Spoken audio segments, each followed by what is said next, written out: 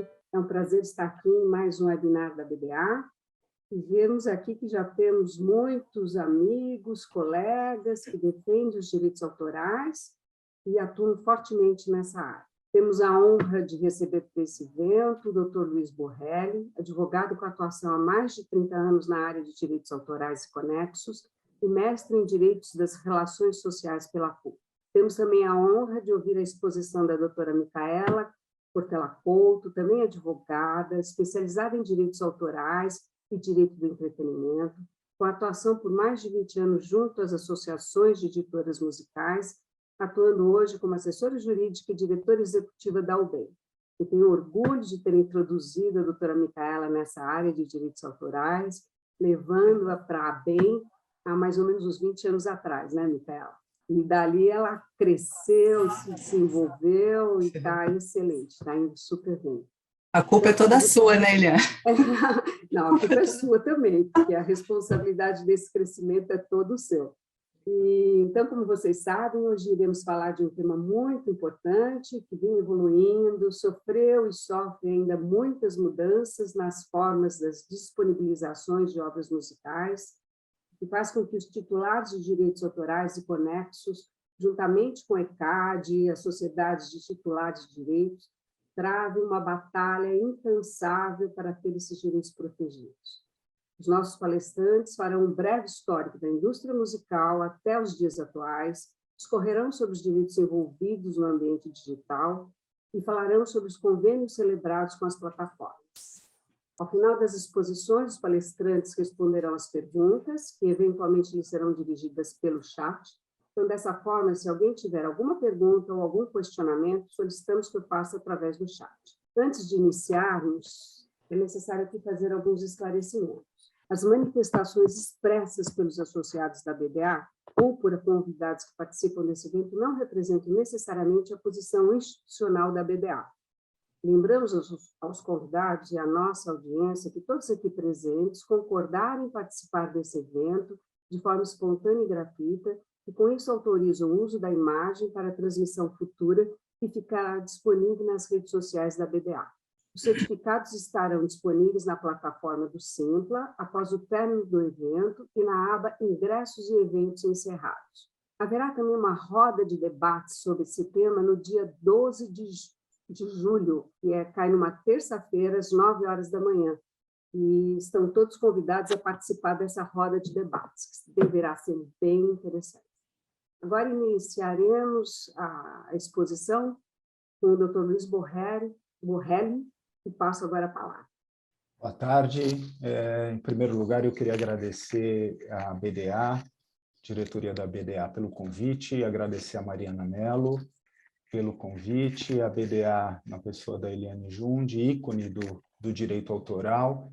É um prazer estar aqui também com a Micaela, que é diretora executiva da UBEM, uma das instituições mais importantes, né, aqui no Brasil, na área dos direitos autorais. Eu acho que, eu não quero aqui entregar a idade de ninguém, mas eu acho que nós nos conhecemos, Eliane e Micaela, no final dos anos 90, né, quando o LP já tinha ido, o CD já estava consolidado, nós nos encontramos naquelas reuniões das associações que antecederam ao BEM, reuniões que aconteciam no Rio de Janeiro, né? LP já tinha ido, CD já estava consolidado, mas eu, curiosamente, eu trabalhava, e ainda trabalho para uma gravadora, tenho a honra de trabalhar, que naquela ocasião ainda produzia fitas cassetes, né? Havia uma demanda aqui no Brasil por fitas cassetes, eram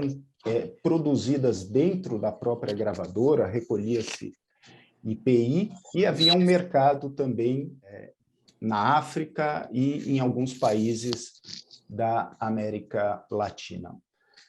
Só uma curiosidade. Mas antes de entrar no tema, né, dessa transformação da indústria fonográfica no ambiente digital, eu queria só falar alguns números, né? Nesse 1 minuto que eu estou falando aqui, 400 horas de vídeo foram enviadas para o YouTube.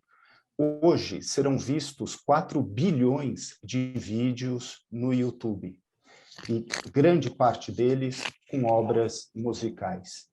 O mercado fonográfico, ele movimentou 13,4 bilhões de reais, são dados em 2020, dados da Federação Internacional da Indústria Fonográfica, né? O ECAD, em 2021, pagou 130 mil titulares, receberam direitos autorais decorrentes de 476 bilhões de execuções digitais. São números que estão no site do ECAD e podem ser consultados. Eu estou dizendo isso para mostrar a importância desse mercado, né? A relevância desse mercado e desse tema que a gente vai debater aqui hoje, né? O direito de autor, ele regula as relações que decorrem da criação e da utilização econômica de obras intelectuais, né? O fenômeno da criação é que resulta na atribuição de direitos. Isso é Carlos Alberto Bittar, né? E eu estou falando, então, obviamente, de obras musicais, né? É disso que a gente vai tratar aqui hoje, né? Da composição de uma obra musical, né? Então, de um lado, nós temos o titular de direitos autorais, que é o compositor, mas eu costumo dizer, né, por mais que o compositor exteriorize a sua obra, né, a música, por si só, não dá camisa para ninguém, né? A gente precisa gravar essa música, né, fixar essa música. Então, se de um lado nós temos o compositor como titular de direitos autorais, a gente também tem o intérprete, que é reconhecido também no âmbito dos direitos autorais, e que são titulares do que se costuma chamar de direitos afins, direitos vizinhos, mas na legislação a expressão que se usa é direitos conexos. Então, de um lado, nós temos o autor, titular de direitos autorais, e, ao lado dele, né, vizinho, o intérprete, que é titular de direitos conexos.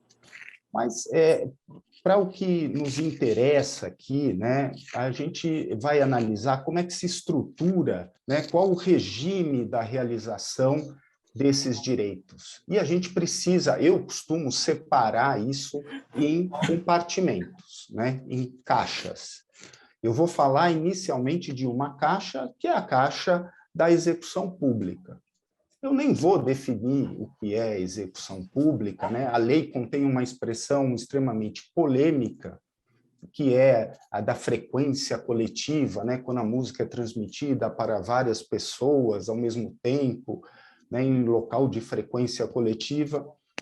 Basta dizer que execução pública é o que acontece quando a gente ouve uma rádio, quando a gente assiste uma televisão, quando a gente vai a um espetáculo, né? Quando a gente vai assistir um show do Coldplay naquele belo estádio do Palmeiras, né? Então, isso é execução pública. A pessoa que organizou esse show do Coldplay no estádio do Palmeiras, no Allianz, precisa pagar direitos autorais. As pessoas gostam de dizer, precisa pagar o ECAD. Não, não se paga o ECAD, se paga o autor, se paga o intérprete. No caso do show, especificamente, não se paga o intérprete, porque não foi usada nenhuma gravação lá, né? O Coldplay recebeu um pequeno cachê para estar lá, né? Paga-se o titular do direito autoral. Por uma série de circunstâncias, esse pagamento é feito via ECAD. O ECAD é aquele órgão que arrecada esses direitos. Um órgão público. Não, não é um órgão público, né? As pessoas confundem, ligam o ECAD ao Estado. Não, o ECAD é uma associação civil de natureza privada, sem fins lucrativos e sem finalidade econômica, né? Então, é importante que isso fique claro. O ECAD é uma associação privada. Muito bem, o ECAD ele foi criado, instituído por uma lei de 1973, embora ele só tenha sido implantado em 1975 por um decreto, né? Ele foi mantido em 1998 pela atual legislação. E por que se criou o ECAD? Eu vou falar, não vou tratar de história aqui, mas eu vou falar rapidamente o que acontecia antes do ECAD, né? Autores, intérpretes, né? Eles se reuniram em várias associações para tentar receber os direitos autorais, repito, está na caixinha da execução pública, para receber esses direitos. E era muito confuso, porque havia várias associações, muitas rádios diziam, até utilizavam esse argumento, olha, eu não vou pagar porque eu não sei para quem pagar. Então, havia essa confusão até que se resolveu, em 1973, o legislador falou, não, vamos unificar a arrecadação dos direitos autorais. E isso foi feito, né, com a criação do ECAD. Agora, o ECAD distribui esses direitos diretamente para o titular do direito autoral e para o titular do direito conexo? Não. Ele faz o ECAD, integram o ECAD, né? Aquelas associações que existiam antes de 1973, algumas desapareceram, outras ainda existem e outras foram criadas. O ECAD é uma associação privada, né? E integram o ECAD 7 daquelas associações, que são a SICAM, a SOCIMPRO, a UBC, a Abramos, a Amar e a Assim. Acho que eu não esqueci de nenhuma. E qual é a diferença? Então, o ECAD ele faz essa gestão coletiva dos direitos autorais. Por que é coletiva? Porque era absolutamente impossível, e é absolutamente impossível, que cada autor, que cada intérprete titular de direitos bata na porta de uma rádio, né, para cobrar, olha, ontem vocês executaram a minha música. Isso é inviável fazer isso na televisão, né? Essa cobrança individual, ela é absolutamente inviável. Por isso que no Brasil existe a gestão coletiva dos direitos autorais, decorrentes da execução pública. Então, é esse o sistema que hoje existe. Por uma lei de 2013, estabeleceu-se o seguinte, o ECAD, de tudo que é arrecadado pelo ECAD, o ECAD preserva 10%, 9 ou 10%, 10% para a manutenção da sua estrutura. Sobram 90%. O ECAD, ele repassa, ele faz a distribuição para essas associações que o integram, essas 7 associações que retêm 5% também para a manutenção da sua estrutura. E 85%, os 85% restantes, são distribuídos, então, para os titulares dos direitos autorais e os titulares dos direitos conexos. É preciso dizer que esse sistema ele é um pouco diferente do que acontece no mundo, né?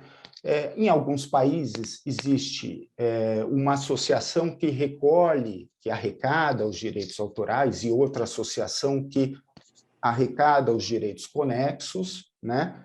No Brasil, não. O ECAD ele arrecada os autorais e os conexos. E também essa composição, o fato do ECAD, de 7 associações integrarem o ECAD, também é um modelo brasileiro que difere um pouco do que acontece em outros países.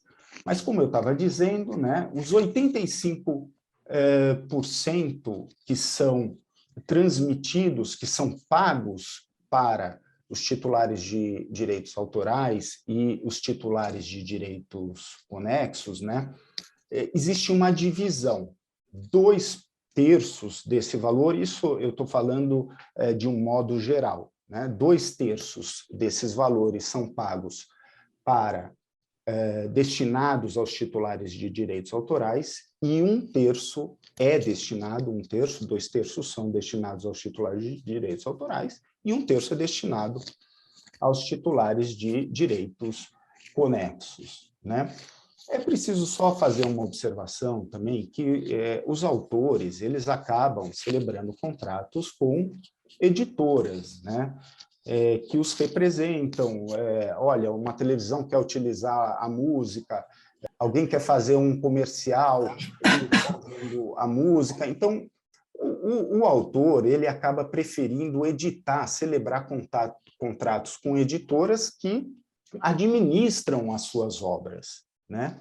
E as editoras, então, elas são titulares derivadas desses direitos e acabam também recebendo. Então, esses 2/3 a que me referi, eles são pagos para o autor e para a editora. Assim como, do outro lado, também o intérprete ele celebra contratos com um produtor fonográfico, né, com uma gravadora. Então, além do intérprete, né, os direitos conexos também são recebidos pelo produtor fonográfico, mas não apenas por eles, porque também os músicos executantes, o violinista que participou da gravação, o baixista, né, o guitarrista, o baterista, também recebem direitos conexos decorrentes da execução pública dessas obras, né? Então, daquele 1/3, 47,7% vai para o artista principal, 41,7% vai para o produtor fonográfico e 16,6% vai para os músicos intérpretes, né? A gestão coletiva ela é fundamental, né, para que esses titulares recebam aí é mais uma vez a expressão da lei, os proventos pecuniários decorrentes da execução pública. Aí a gente chega, esse era um modelo, é o modelo em vigor, é um modelo tradicional, mas a gente chega agora na questão do digital. E a pergunta é, né, a gente hoje tem o streaming. Essa é uma pergunta que eu vou fazer, mas essa resposta já é velha, tá? Já faz 5 anos que a gente tem a resposta para essa pergunta. E a pergunta é, bom, e o streaming configura a execução pública?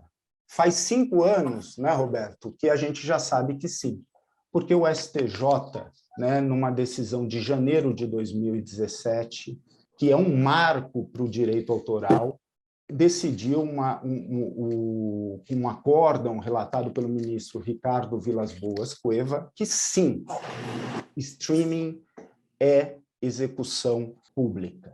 Então, a gente já sabe disso e, assim, o streaming precisa ser tratado. Mas, antes de falar do streaming, eu acho importante dizer que a indústria fonográfica viveu momentos dramáticos no começo dos anos 2000. Por que dramáticos? Porque se, por um lado, a gente tinha a pirataria do CD, a pirataria do físico. Eu estou em Moema, que é meu escritório, mas eu moro ali no Brooklyn. E no Brooklyn tem alguns prédios ali que tem escritórios de gravadoras, né? A gente saía na Berrine e nas banquinhas, né, os CDs falsificados sendo vendidos. Quantos vídeos eu não vi de artistas, né, na estrada, parando em posto, eles estavam indo fazer show, para num posto e entra lá e descobre que tem um CD falsificado sendo vendido. Mas no início dos anos 2000, a indústria ainda se deparou com o seguinte, não bastava a falsificação do digital, do físico, a gente começou a se deparar com o compartilhamento de músicas sem o pagamento dos direitos autorais. Foi o momento em que surgiu o Napster, em que os arquivos de áudio, né, foram transformados em arquivos digitais, viabilizou-se o compartilhamento de músicas, e o Napster chegou a ter, no início dos anos 2000, em 2001, 25 milhões de usuários sem o pagamento de direitos autorais. E ninguém sabia o que ia acontecer. Poderia ser o fim do direito autoral. Mas a coisa começou a se estabilizar, a indústria e a internet começaram a caminhar juntas, Em 2003, a Apple lança a primeira loja de músicas, né, com iTunes. Não sei se vocês fizeram download de músicas naquela época, pagava-se 0,99 centavos de dólar pelo download das músicas. E, depois disso, a gente chegou, então, no modelo do streaming. E, como eu estava dizendo, em 2017, houve uma decisão do STJ reconhecendo, então, que o streaming configura execução pública. Abro aspas, a internet é local de frequência coletiva, caracterizando-se, desse modo, a execução como pública. E qual a consequência disso? Assim como as rádios, então, pagam titulares de direitos autorais, o compositor, pela execução pública, assim como as rádios pagam os intérpretes pela execução pública, as plataformas digitais como Spotify, Amazon, Apple Music, YouTube, também precisam pagar direitos autorais decorrentes da transmissão dessas obras. Precisam pagar autores e intérpretes como? Pagando o ECAD. O ECAD tem, portanto, legitimidade para arrecadar esses direitos das plataformas digitais, né? É preciso dizer que se em 2001 Napster tinha 25 milhões de usuários, né? Atualmente nós temos mais de meio bilhão de assinantes de plataformas digitais. E eu estou falando de assinantes. E tem plataformas que nem assinantes precisam. Por exemplo, o YouTube existe a opção de assinar ou não. Mas então vejam só, hoje nós temos 523 milhões de pessoas assinando plataformas digitais, e aí eu faço remissão àqueles números que eu mencionei no início. Muito bem. Agora, a pergunta que se faz é, nesse modelo atual, isso está funcionando? O ECAD é capaz de arrecadar, está arrecadando, as plataformas estão pagando direitos autorais e direitos conexos? Aí aqui eu faço uma divisão. Os direitos autorais, sim. O ECAD celebrou contratos com plataformas digitais, com Spotify, com todas essas que eu mencionei e muitas outras, tem arrecadado, isso tem sido pago, e isso tem sido pago, então, aos titulares de direitos autorais, o compositor e a editora, aos titulares de direitos conexos, que é o intérprete, que são os músicos executantes, e o produtor fonográfico. Desculpa, eu me confundi aqui. Tem pago os direitos autorais e essa confusão é importante. Tem pago autor e editora. Agora, em relação aos conexos, eu não tenho vínculo nenhum com o ECAD e não tenho vínculo nenhum com as grandes gravadoras, as majors, né? Eu preciso, então, dizer que, em relação aos conexos, essa é a minha percepção. Por acordos que foram celebrados fora do Brasil, há uma resistência dos grandes players do mercado, das majors, para que o ECAD faça a arrecadação dos direitos conexos. Mas o ECAD já faz? Sim, o ECAD começou recentemente a arrecadar também, além dos direitos autorais, começou a arrecadar das plataformas digitais de áudio e vídeo, isso é importante dizer, aqui a gente não está tratando só de execução pública de plataforma de áudio, a gente está falando também de plataformas que fazem streaming, a transmissão de vídeos. Então, o ECAD já começou a fazer de plataformas como Globoplay, Quai, Sua Música e Star Plus. Então, esse é um caminho que ainda precisa ser trilhado. Essa é a fase atual, né, que nós estamos na execução pública, de novo, eu estou falando dessa realização, né, desse direito, da exploração desse direito que consiste na execução pública. Então, é esse o momento atual que nós estamos vivendo.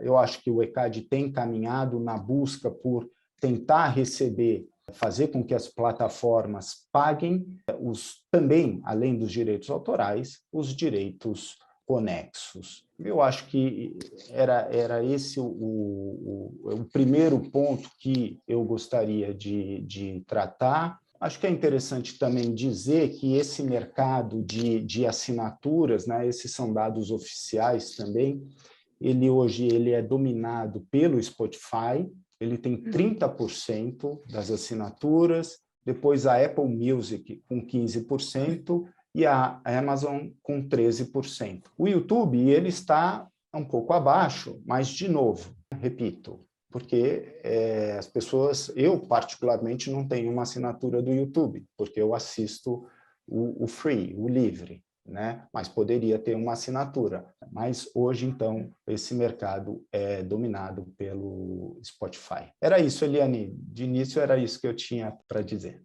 Excelente palestra, super esclarecedora. Agradeço muito esse trabalho que você fez para expor aqui na BDA. E eu acho que tem muitas pessoas que conhecem o mercado, mas outras tantas aqui não conhecem esses detalhes, então foi muito importante a sua exposição. Agradeço muito e agora eu passo a palavra para a Micaela. Obrigado.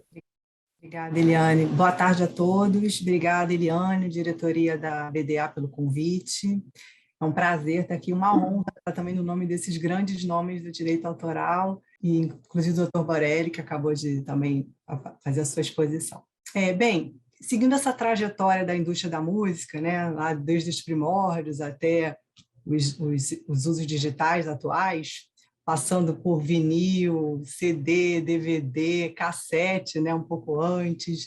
Depois vieram os ringtones, true tones, ringback tones, e downloads à la carte. Finalmente chegamos, entre outros, né, chegamos finalmente no streaming, que atualmente, né, é o serviço de maior relevância, enfim, que tem mais expressividade hoje, né? Então eu vou focar no streaming, que eu acho que é mais interessante, né?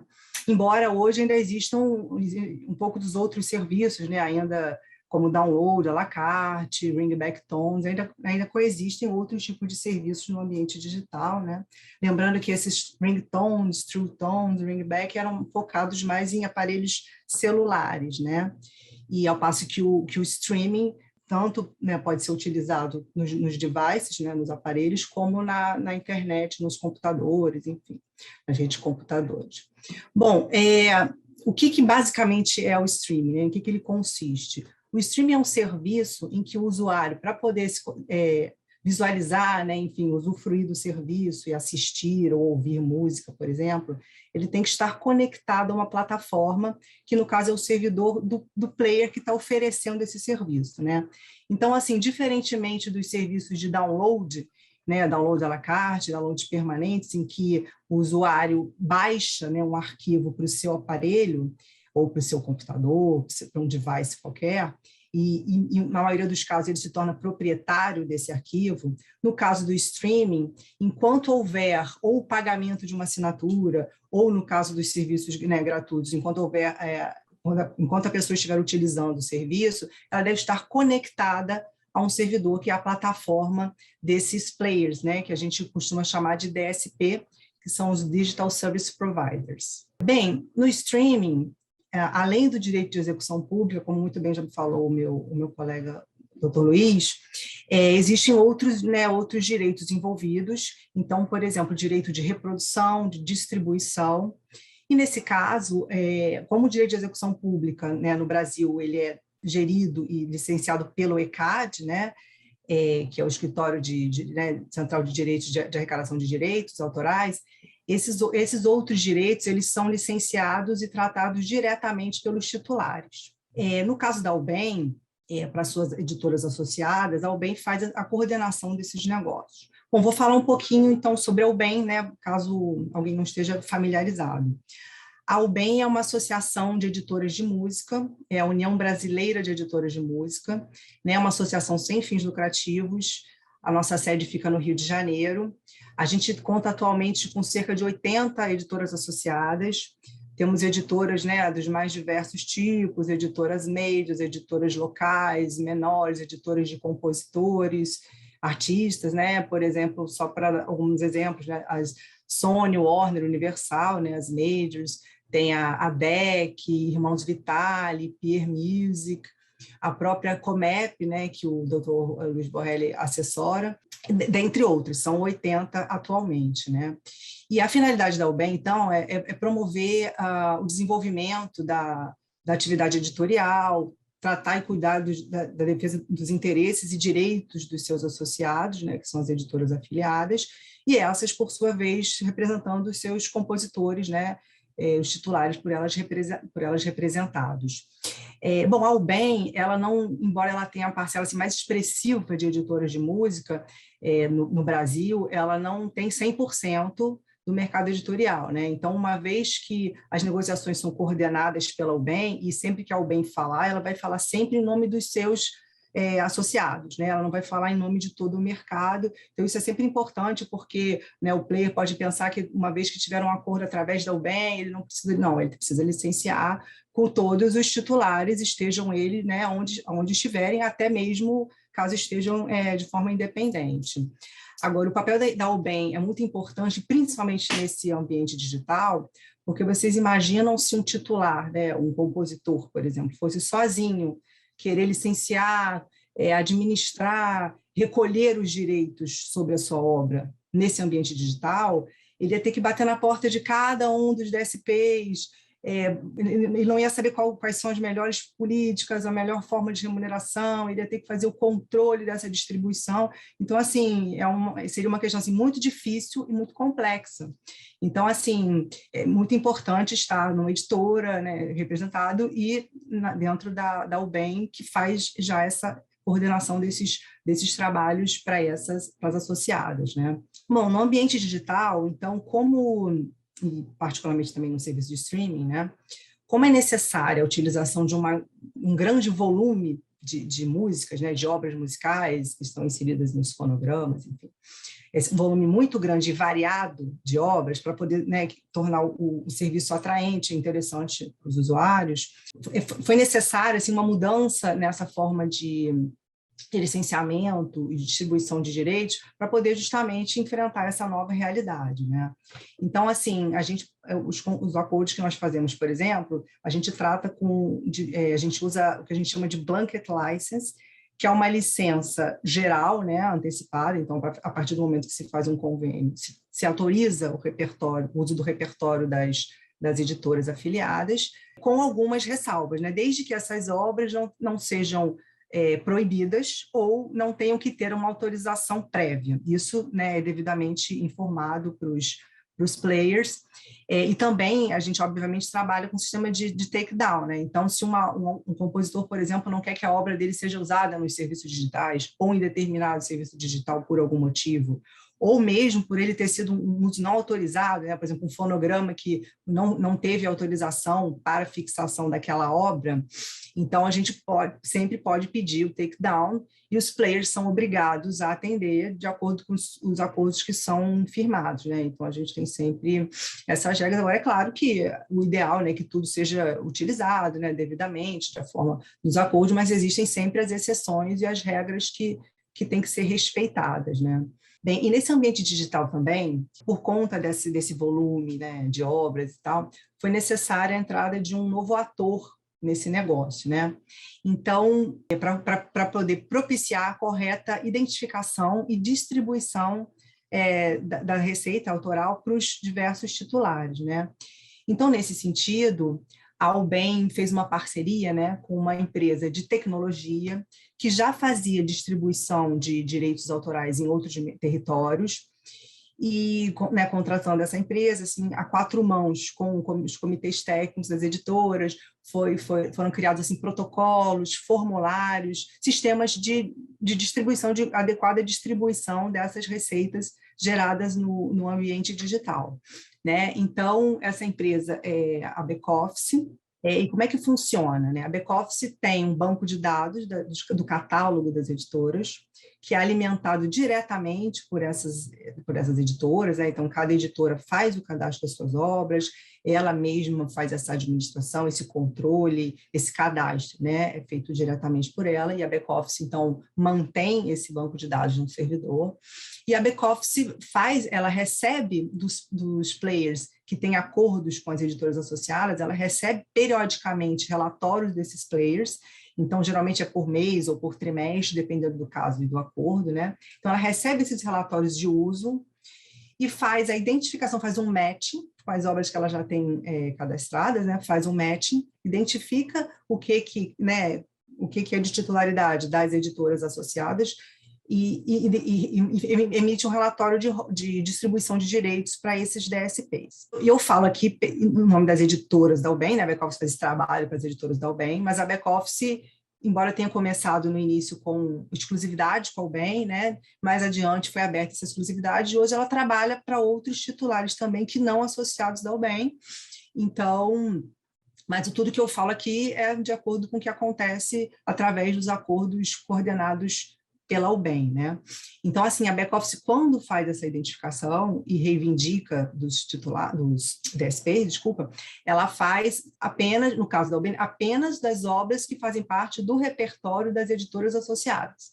Então, são relatórios que são emitidos para esses DSPs e para as editoras de acordo com aquele catálogo representado, aqueles catálogos representados por elas, né? E como é que é feita essa distribuição, né? Essa receita, como é que é gerado e o que é, né, distribuído efetivamente? Esses serviços de streaming, eles geralmente ou são de assinaturas, né? Ou são a partir de publicidade, né? Então, os primeiros a gente costuma chamar de premium, que são aqueles serviços em que o usuário é um assinante, né? ele paga um valor de assinatura, que geralmente é mensal, ou pode ter uma outra periodicidade, né? Em alguns casos semanal, ou enfim. Ele paga uma assinatura e, mediante esse pagamento dessa assinatura, ele pode, então, ter acesso aos conteúdos ali, né, disponíveis. E o outro tipo de serviço é o freemium, né? Que ele, então, é gratuito ao usuário, mas ele é suportado por publicidade. Então, aquele usuário vai estar sempre, né, recebendo publicidade, ou de áudio, ou de banner, o que quer que seja, né, a forma que seja, dependendo do serviço, e então, ele não paga para o serviço, o próprio usuário, mas o serviço, né, o player, ele é remunerado pela publicidade gerada né, na disponibilização dos áudios ou vídeos, etc. Então, essa receita de assinaturas e essa receita de publicidade, ela gera um bolo, né, a ser, enfim, distribuído para os titulares, e o que os DSPs informam, né, periodicamente nos relatórios de uso para a Backoffice, né, no caso das editoras da UBEM, e informam também a quantidade de views ou de streams de cada obra musical. Então, a Backoffice, quando vai realizar esses relatórios de distribuição, ela toma por base essas informações, né, que são passadas para ela e calcula o que cabe a cada titular, cada obra, né, no caso, e depois a cada titular e editores, enfim, de acordo com essa receita gerada, de acordo com o número de visualizações de cada obra dentro do volume total de visualizações ou de streams do serviço, né? Então, é feito dessa forma. Então, existem esses 2 grupos principais de serviços, né, que é o freemium e o premium, e dentro deles tem várias categorias, né, em alguns serviços que a gente chama de tiers, né, que podem, por exemplo, serviço para estudante ou família, né, em que é feito um pacote de uns valores, né, com determinados descontos, em que participa de até 5 ou 6 pessoas de uma família, tem um adequado para estudante, né, tem aqueles planos anuais, mas são planos, né, dentro de um mesmo serviço, sendo que os básicos são mesmo o freemium e o premium, né, e esses diversas categorias são dentro do premium, né, em que existe esse pagamento de uma mensalidade, né, ou de um valor anual ou de forma por semana para o usuário poder, então, ter acesso ao conteúdo disponibilizado pelo DSP. Bom, atualmente, na UBEM, além a gente tem diversos acordos firmados, né, com os grandes players, alguns outros também estão sendo negociados ou renovados, mas a gente pode assim, mencionar alguns acordos, né? Nós temos com YouTube, Spotify, Deezer, Amazon, Apple, enfim, dentre outros. Eu acho que o Luiz já falou sobre isso, mas é só deixar mais claro, acho que não custa, que a UBEM ela representa as editoras e, portanto, o direito autoral. Então, esses serviços, né, geralmente, eles também usam fonogramas, que são as gravações. Então, nesse caso, além da autorização dos autores, compositores, através das suas editoras, eles precisam também da autorização dos produtores fonográficos, né, das gravadoras, que, por sua vez, representam os artistas, enfim, músicos. Então, além do autoral, tem que ter a licença do conexo também, que é esse direito vizinho, né, o direito autoral que a gente chama. Então, no caso do streaming, nós temos o autoral, né, no caso que as editoras licenciam reprodução, distribuição, tem o direito de conexos, né, que é licenciado diretamente com as gravadoras, e além do direito de execução pública, que é tratado diretamente pelo ECAD, né? A não ser nos casos em que, né, a gente sabe que tem alguns titulares, gravadores que fazem o licenciamento direto, enfim, mas, em tese, seria tratado pelo ECAD, né, o direito de execução pública. Bom, um outro ponto que eu acho interessante mencionar é que, durante, né, a pandemia, que houve uma série de restrições, né, e teve assim, alguns prejuízos, né, para os titulares, já que não foi permitido a realização de shows, nem de música ao vivo. Uma alternativa interessante encontrada por alguns artistas, né, foi a realização de lives. Então, embora tenha tido essa perda grande nos shows, música ao vivo, etc., mas houve uma receita, né, foi uma alternativa, né, de uma receita que surgiu e de uma forma, né, de estar em contato com o seu público, ainda que virtualmente, né, de fazer show e tal. Então, assim, houve uma grande demanda, né, e essa realização de diversas lives que tiveram seu pico em 2020, 2021, né, mas embora as coisas já estejam voltando ao normal, a gente ainda tem um número né, existem algumas lives sendo realizadas, como vocês devem saber, né? E apesar, então, da pandemia, dessa recessão que teve, houve um crescimento nesses serviços de streaming de cerca de 20% de 2020 para 2021. Então, que é uma boa notícia, né, para os titulares. Bem, eu acho que era basicamente isso que eu pretendia trazer aqui para vocês. Espero que tenha contribuído e estou à disposição aqui para eventuais questões. Obrigada. Micaela, agradeço também muito a sua exposição, que foi excelente, e inclusive com complementações aqui no chat pelo Roberto, falando dos direitos especificamente de reprodução no streaming.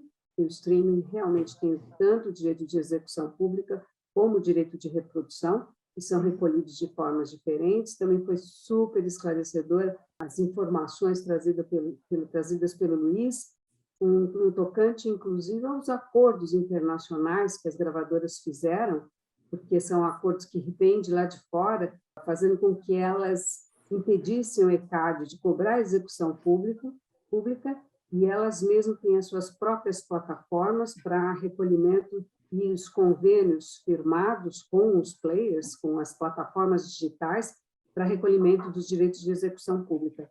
E é muito complicada essa situação, eu considero complicada, principalmente para os intérpretes, porque não sabemos como são feitos os pagamentos aos intérpretes, e hoje existe uma negociação muito grande dos artistas junto às gravadoras e de elevar os percentuais dos direitos que eles têm com participação nos fonogramas.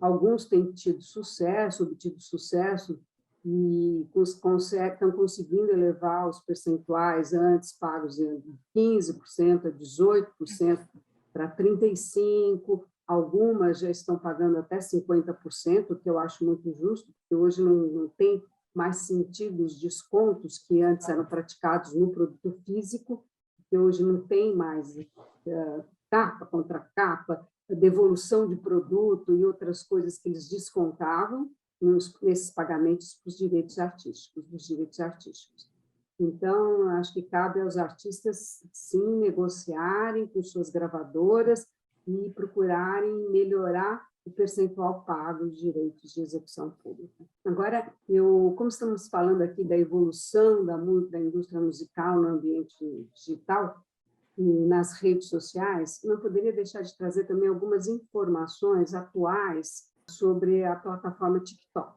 A plataforma TikTok, como vocês já sabem, são disponibilizadas muitas músicas nessa plataforma pelos próprios usuários e muitas delas viraram sucesso na rede. A TikTok recentemente lançou a sua própria plataforma para promoção e distribuição de obras musicais, como um novo serviço, que é o Sound On, que já está presente em muitos países, inclusive no Brasil, e permite que artistas façam seu upload de suas músicas diretamente no TikTok e na Resso, que seria assim, a plataforma TikTok equivalente ao Spotify, é uma plataforma só de música equivalente ao Spotify. E parece, inclusive, pelo que uma palestra que eu assisti do Mário Sérgio, do ECAD, essa Resso já estaria pagando direitos de execução pública para o ECAD.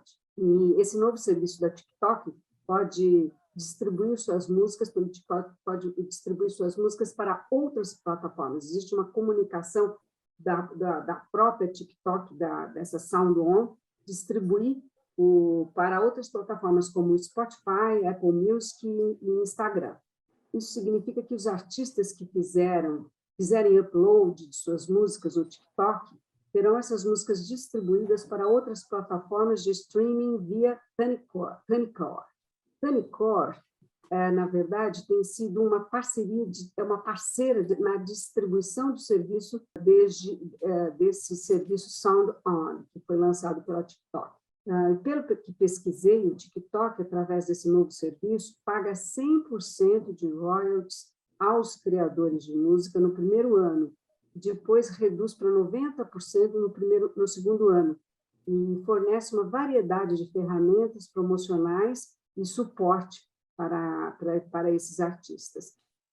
Em setembro do ano passado, o chefe, o diretor global da música do TikTok, o nome dele, Oli Oberman, declarou que, ele falou assim, na verdade, palavras dele, acho que difícil, que tornará mais fácil para os artistas encontrarem seus fãs, e então para as gravadoras e editoras encontrarem esses artistas. Todo o processo de AIR da indústria, segundo palavras dele, se tornaria mais eficiente por trás através dessa plataforma que eles acabaram de lançar. Eles lançaram essa plataforma, parece que em setembro de 2020, e já está aqui no Brasil também, disponível aqui no Brasil.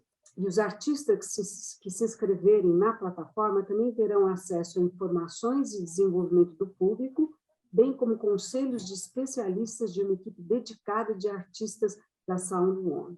Achei assim, bem interessante, realmente é um novo mundo sendo criado, e acho que oferece novas oportunidades para os artistas e autores. E, por falar em um mundo novo, gostaria de finalizar o nosso webinar dando uma leve pincelada sobre os direitos autorais das obras musicais utilizadas no chamado metaverso. Aliás, já adianto que teremos um importante webinar sobre esse tema, sobre o metaverso, que é tão novo e tão curioso. No ambiente digital como conhecemos, as pessoas no mundo real interagem escolhendo suas músicas para ouvi-las e também fazem uploads de obras musicais disponibilizando-as no ambiente digital. Já no metaverso, o indivíduo precisa criar o seu avatar para interagir dentro desse universo. O usuário é quem cria o conteúdo digital. Não é o operador do site que cria o conteúdo digital, mas o usuário através do seu avatar. O metaverso é um ambiente de imersão, que é diferente da interatividade que conhecemos hoje através dessas plataformas. Os direitos autorais, eu considero que os direitos autorais das obras musicais utilizadas no metaverso também estão protegidas pela lei de direito autoral. Os próprios artigos hoje protegem o direito digital, o direito digital, né? O direito autoral no ambiente digital. Mas, de qualquer forma, acho que seria interessante uma atualização da LDA no sentido de deixar mais determinante proteção aos direitos autorais no metaverso, que é realmente uma imersão, uma coisa nova, e que gera, inclusive, até direitos de imagem desse avatar, tem direitos, temos que prever, inclusive, nesses contratos, LGPD, porque existe também já questões de dados que não deveriam ser disponibilizados no metaverso,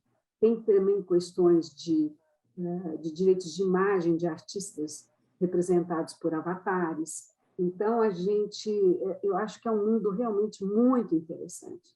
Recentemente, também a plataforma de jogos virtuais, a Sandbox, anunciou que fez uma parceria com o grupo Warner Music para criar um mundo com temas musicais no metaverso de jogos da Sandbox. Nessa parceria, está prevista a apresentação de concertos virtuais com os principais artistas do grupo da Warner Music, que abarca os selos Atlantic, Warner Records, Elektra e Palafone.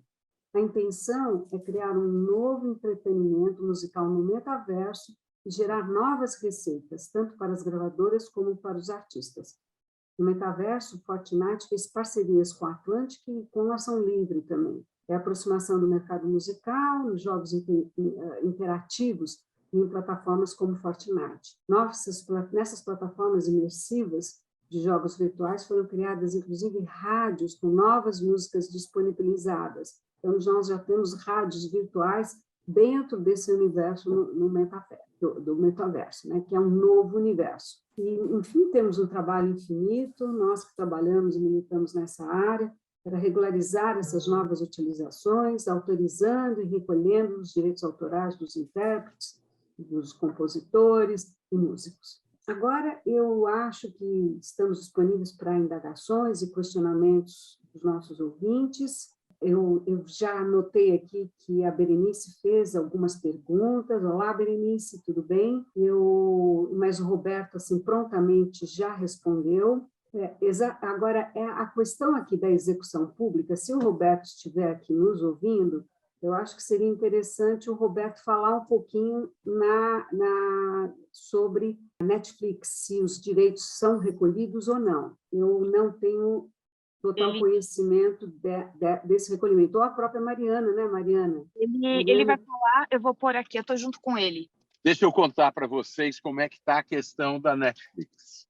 Tá. A Netflix apresentou uma proposta de redução de 15% da remuneração de execução pública, sob o argumento de que eles têm uma cessão, o famoso buyout, dos produtores norte-americanos e de alguns outros países. Nós não aceitamos, nós dissemos que isso precisaria estar conformado pela legislação brasileira, que nós temos um instituto de blanket license que precisa ser obedecido, que nós já tivemos demandas parecidas com algumas emissoras de televisão e acabamos nos sagrando vencedores.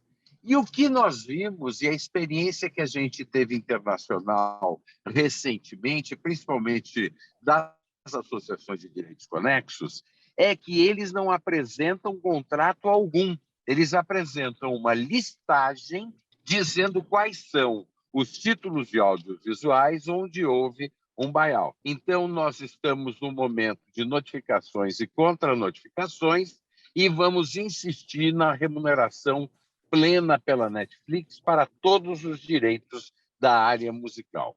Isso significa hoje que eles têm que pagar uma verba extra por 3 meses de atraso desses 15% de cerca de R$8.600.000. Eu tenho certeza que nós vamos ser muito bem-sucedidos, porque nós temos uma base legal muito forte para contender com a Netflix. É isso aí, Eliane. Muito bom, Roberto, o seu esclarecimento foi excelente. Nós temos mais uma pergunta aqui da Jordana Rodrigues, que faz a seguinte, também sobre execução pública. Gostaria de saber melhor como funciona o repasse de direitos conexos aos executantes de uma orquestra. Lembro de ver que o diretor da orquestra seria o responsável para receber esses direitos em nome dos executantes. Roberto, você saberia me dizer sobre isso também? Posso sim. A pergunta está corretíssima. É isso mesmo. Os direitos conexos para um corpo orquestral são recebidos pelo maestro ou pelo diretor da orquestra. E essa é a regra que existe, inclusive, legalmente, e que poderá ser alterada por deliberação do corpo orquestral. Se eles decidirem que outro receberá, em nome de todos os artistas, podem fazer sim. Tá muito bem, ótimos esclarecimentos. Alguém mais gostaria de fazer alguma pergunta ou levantar algum questionamento? Eu gostaria de fazer uma pergunta. Pois não, A Lana, minha né? dúvida é em relação aos direitos fonomecânicos. A gente sabe que esses direitos, os titulares são os compositores das obras. E ele só recebe se tiver uma editora vinculada ao bem. No caso desse autor não ter uma editora vinculada ao bem, toda a reprodução da obra dele no ambiente digital, ele tem como perdido ou fica como retido? Porque, no caso, a obra está sendo executada, e agora, depois de algum tempo da música já na plataforma, ele se vinculou a uma editora. A minha dúvida é, o direito fonomecânico ele fica retido que nem a execução pública, esse valor é perdido, como que se operacionaliza, de repente, para ele receber esse valor? Olha, eu acredito, eu vou até confirmar com o Roberto também, que trata bem dessa área de execução pública, do LECAD, eu acredito que ele fique retido e depois tem que ser reconhecido. Agora, ele não precisa necessariamente estar vinculado ao bem para receber seus direitos, os streaming, os direitos digitais. Ele pode fazer até pelas suas próprias associações, Sim, que eu sei que a partir a da Abramos e a associação. UBC fazem esse trabalho também, e também de reprodução fonomecânica, essa área de reprodução, né? Não só execução pública, e acredito que assim que for identificado, porque às vezes falta informações para a própria sociedade de direitos autorais por parte do próprio artista ou autor, que não informou de forma correta os dados, para que esses direitos sejam liberados. Agora, Roberto, por favor, me corrija se eu estiver errado. Existem algumas entidades que fazem a arrecadação dos chamados fonomecânicos digitais. Existe a UBEM, existe a Abramos Digital, que eu conduzo, nós já temos aí cerca de 22% a 23% do mercado, e recebemos em nome de mais de 400 editoras musicais. O autor pode, sim, receber, desde que ele esteja cadastrado no sistema. O sistema de reprodução foi estruturado para as editoras musicais, porque elas têm documentação apta a reconhecer os seus cadastros, a apresentar os seus repertórios e transferir para o back-office para ele poder identificar, remete a nós para que a gente possa pagar todos os autores. O que acontece é que, se ele não estiver cadastrado ou na UBEM, ou na Abramos Digital, ou há outras entidades que fazem esse tipo de arrecadação dos direitos fonomecânicos digitais ou direitos de reprodução, vai sim ficar retido pelo tempo da lei até que seja reconhecido pelos titulares que ingressarem no sistema. Eu digo sempre o seguinte: quem não está no sistema não existe, precisa existir, precisa estar cadastrado. Então, ele se cadastrando na Abramos Digital, ele consegue esse valor retido. A minha dúvida era essa, porque não existe essa informação em lugar nenhum sobre a possibilidade do retido em relação ao fonomecânico. Isso, ele tem que estar registrado via uma editora musical, porque o sistema foi todo estruturado para as editoras musicais. Não há forma dele aparecer no sistema se não estiver vinculado a uma editora. Existem algumas centenas de editoras aí que têm todo o interesse em receber a declaração de repertório, exatamente para poder atuar nesse sentido e receber os direitos, seja no âmbito da reprodução, dos direitos de reprodução e fonomecânicos, seja no âmbito da execução pública. Obrigada. Mais alguém gostaria de fazer? Luiz, você quer completar? Não, né? eu só gostaria de complementar.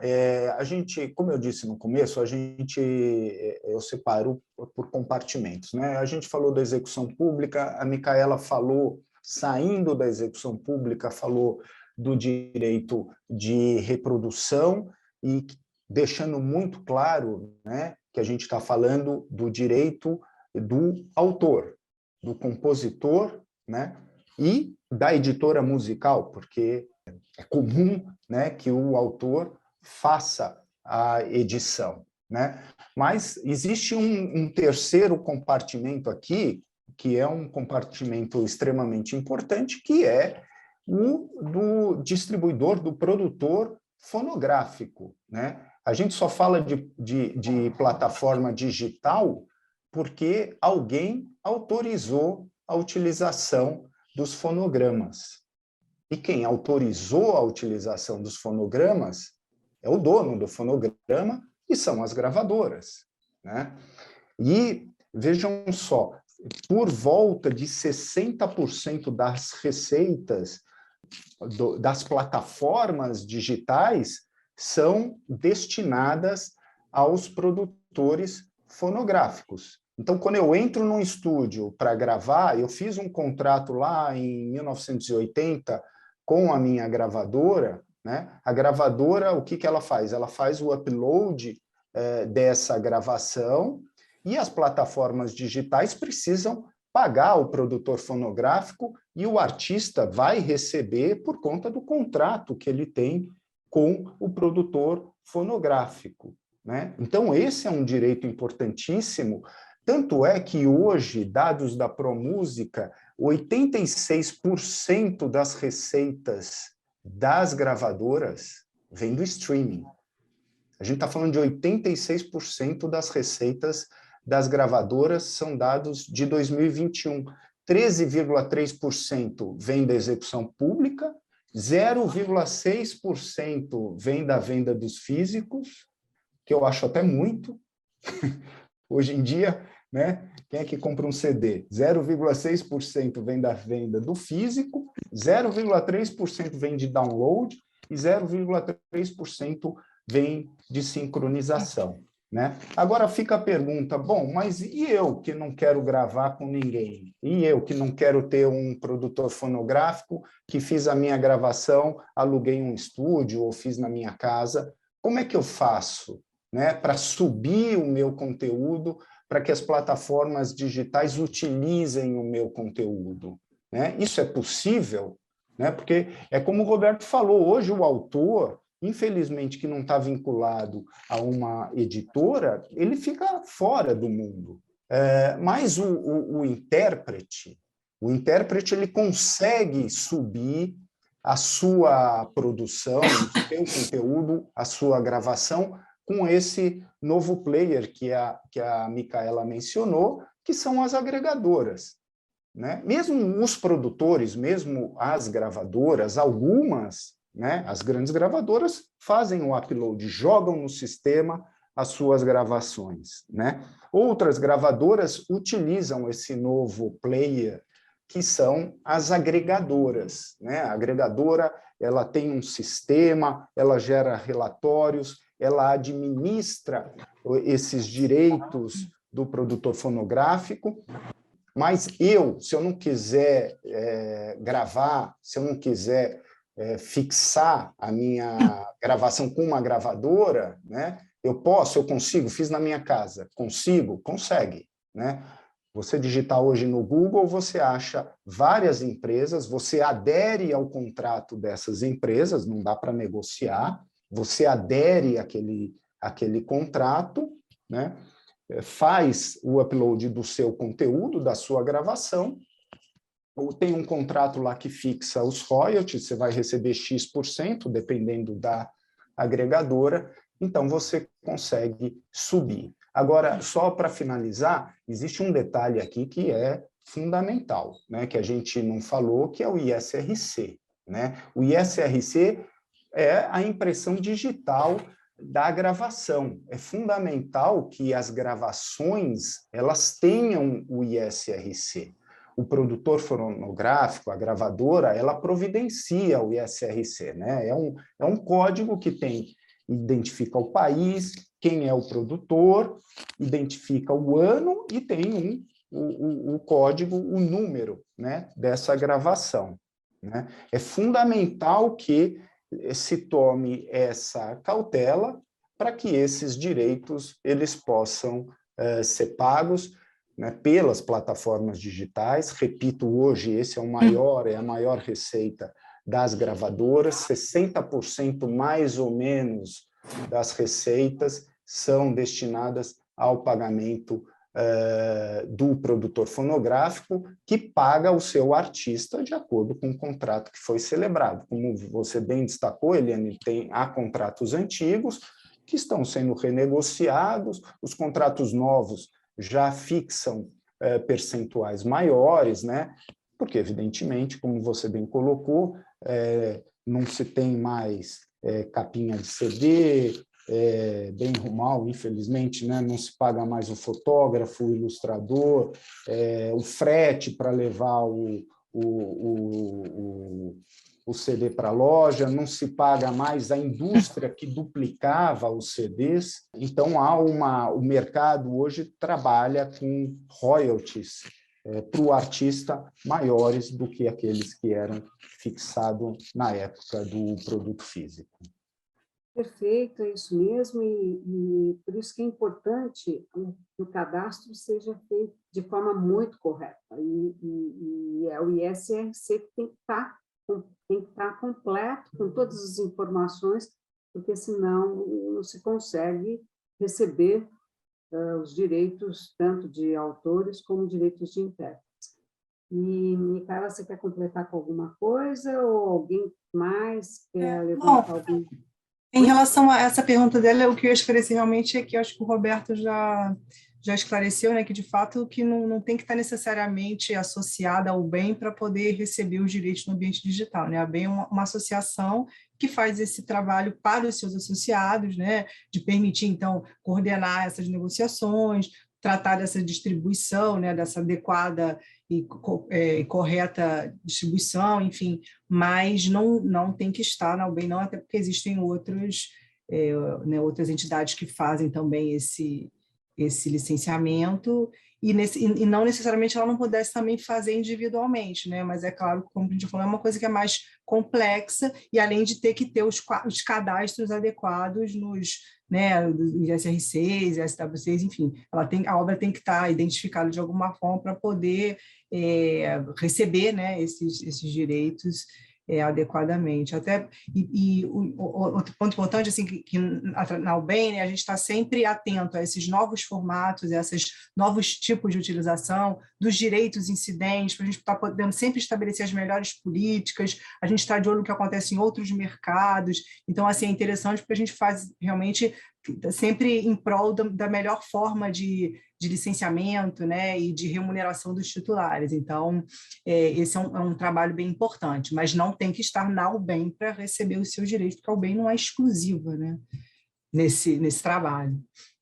Perfeito, Micaela. E tem uma pergunta aqui do Alan Soares, que ele queria saber gostaria de sobre liberação de obra. Eu não entendi muito bem a pergunta, Alan. Se você quiser falar pessoalmente, não vejo problema. Você quer perguntar novamente o que você gostaria de saber sobre liberação de obra?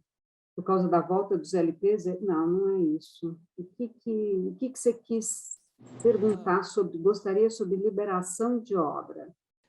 Seria sobre quando eu vou fazer uma liberação assim de uma obra minha para um outro artista, de uma composição.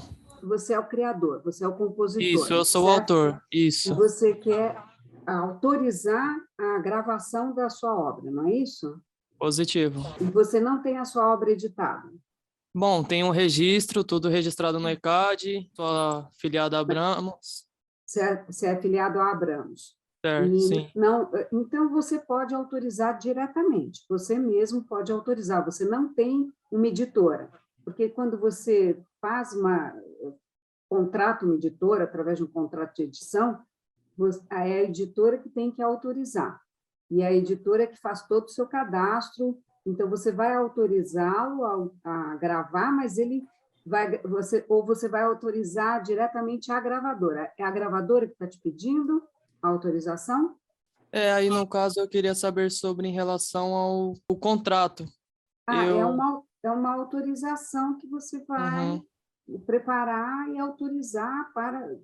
É um contrato que você tem que fazer. Sim, é um contrato. Agora, eu não sei se artista especificamente já tem uma gravadora, você tem que autorizar a gravadora a lançar o produto. Sim, sim, entendi. Mais alguma pergunta? Não, só aproveitando essa Desculpa, Micaela. Só aproveitando essa pergunta do Alan, eu acho que importante assim a gente mencionar o papel, a importância até de uma editora, né? Porque uma vez que existe esse contrato, o compositor firma um contrato com uma editora, né? Que pode ser de cessão, administração, enfim, edição. A editora, ela se torna titular, né, derivada daquela obra, e ela, então, tem esse papel de divulgar, de fazer essa obra circular. Então, ela vai dar o melhor tratamento para essa obra, no sentido de tornar essa obra, né, conhecida, vai negociar o uso da obra, vai administrar. Então, assim, talvez seja interessante, não estou dizendo que você não pode fazer sozinho, né, mas eu acho que é bom quando você tem esse contrato com uma editora, porque a editora vai tratar dessa parte contratual, dessa parte de arrecadação, dessa parte de divulgação para o autor, né? Então, assim, eu acho que fica mais tranquilo para ele trabalhar dessa forma, porque a editora é a empresa que está, né, totalmente preparada para fazer esse tipo de trabalho para o compositor. Então, assim, só uma dica para, né, você pensar, mas é claro que se você quiser diretamente, você também pode fazer, né? Você, eu digo compositor, né, no caso. Sim, é verdade. Então, eu só agora gostaria de encerrar e lembrar que nós teremos uma roda de debate sobre o assunto no dia 12 de julho, às 9 horas da manhã. Estão todos convidados. E trazer também convidados para participar. Então, boa noite, agradeço mais uma vez esse webinar, a presença dos palestrantes, que foi excelente. Só tenho a agradecer a vocês e ao Roberto e à Mariana, que contribuíram também bastante com os esclarecimentos, né, nessa área específica de execução pública. Liane, eu que agradeço o convite, viu? Foi uma honra para mim participar. Agradeço a Micaela também, a BDA. Eu também agradeço, realmente também foi uma honra, um prazer. E eu queria aproveitar e ver que eu vi alguns nomes aqui. Esse Erenice é a Berenice, Sofiete? É a Berenice. Ô, Berenice, tudo bem? Eu fiquei na dúvida que eu vi Erenice, se era a mesma pessoa. E, pelo menos para mim, apareceu. Tudo bem? Doutora Maria Cecília também, doutora Maria Luísa. Queria dar um beijo, né? Mandar um beijo para vocês, Roberto e Mariana, que eu já cumprimentei pessoalmente. Agradecer aí a todos, Eliane, Luiz, muito obrigada. Foi um prazer. E a todos os participantes também, embora não os conheça, mas agradeço também a atenção de todo mundo. Tá ótimo, obrigada a todos. Boa noite, podemos encerrar, então. Obrigada, doutores. Boa noite. Obrigada.